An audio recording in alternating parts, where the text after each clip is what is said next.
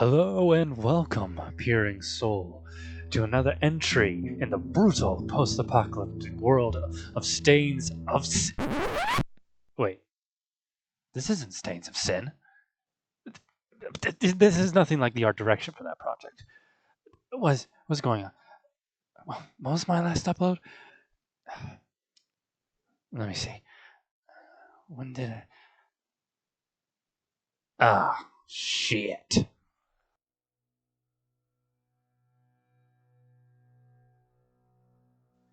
Well, it has been a bit, hasn't it? Apologies for the radio silence for almost a year. Burnout is a killer, and I simply ran out of steam for video making and became overwhelmed by the increasing scope of Stains of Sin. It's been put on hiatus, but rest assured it is nowhere close to dead. It's a part of that struggle of finding a project to work on that fits where you are in your journey. And for these past 9.5 months, that's what I have been trying to figure out. But for now, I will leave that topic for another time, and instead, chat a little bit about the process behind this video subject. The Livestock-Robbing Undead. The idea of this reanimated corpse taking the animals of shepherds began as a humanoid monster wearing a childlike mask with an uncanny soulless expression. It would come down the mountain and lived on and attack the cargo traveling across an iron-rich plateau, killing the beasts of burden and carrying them back to its mountain. It would not kill the cargo men, but still harm them. And as I was exploring this idea, I thought that, what if the masked war was like those Roman Egyptian death portraits? So, I went with that. In that process, I developed a short backstory for this Undead. There was a boy who lived in the plateau's town of shepherds who had a gift in communing with the animals, almost too deeply, as if he was a part of them wholly.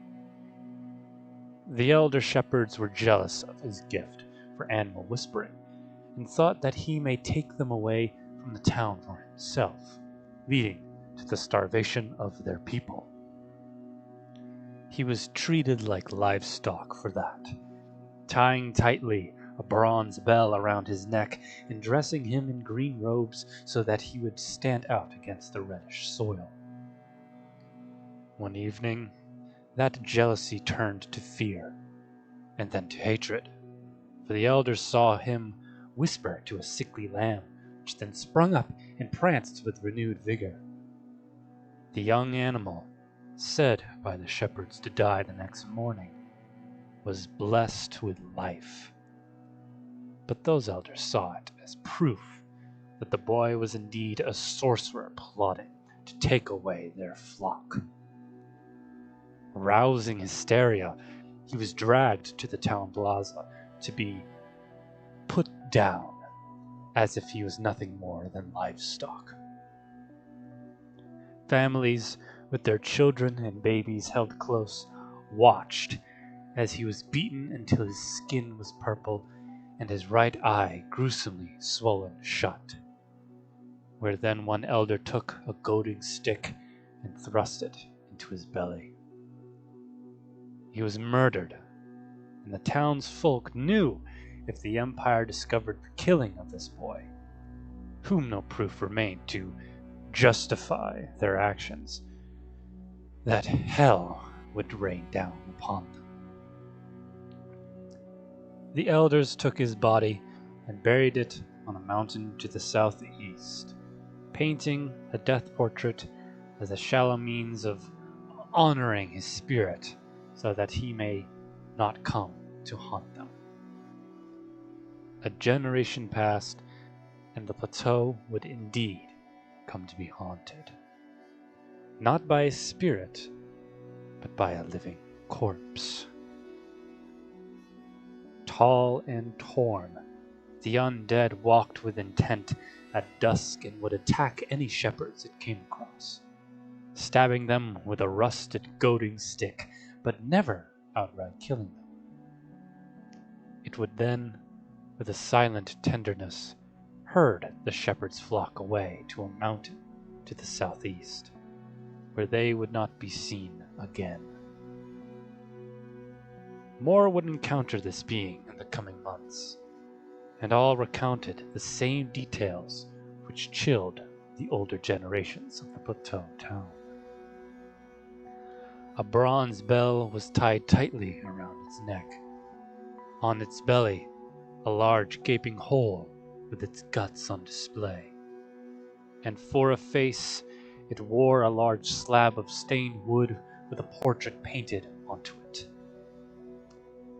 A blue-haired boy with right eye gruesomely swollen shut and left eye wide open, staring with a mixture of fear and resentment.